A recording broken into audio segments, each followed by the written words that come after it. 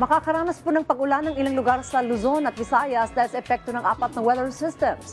Kabili na po ang low pressure area na namataan ng pag-asa sa labas ng Philippine Area of Responsibility.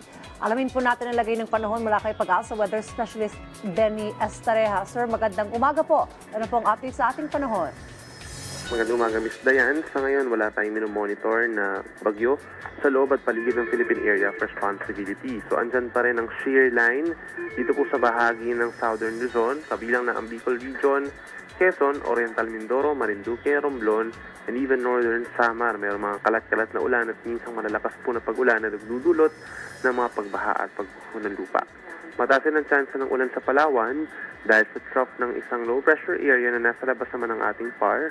Habang natitang bahagi ng Visayas, makulimlim din ang panahon at sasamahan po ng kalat-kalat na ulan.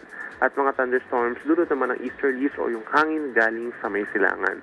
Sa bandang Hilaga, itong Cordillera Region, may mahinang ulan, maging ang Cagayan Valley at lalawigan ng Aurora.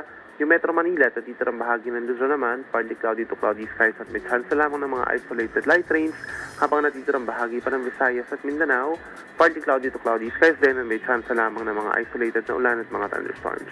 For Metro Manila, temperatura mula 24 hanggang 29 degrees Celsius, habang sa Baguio naman nasa 14 to 24 degrees Celsius.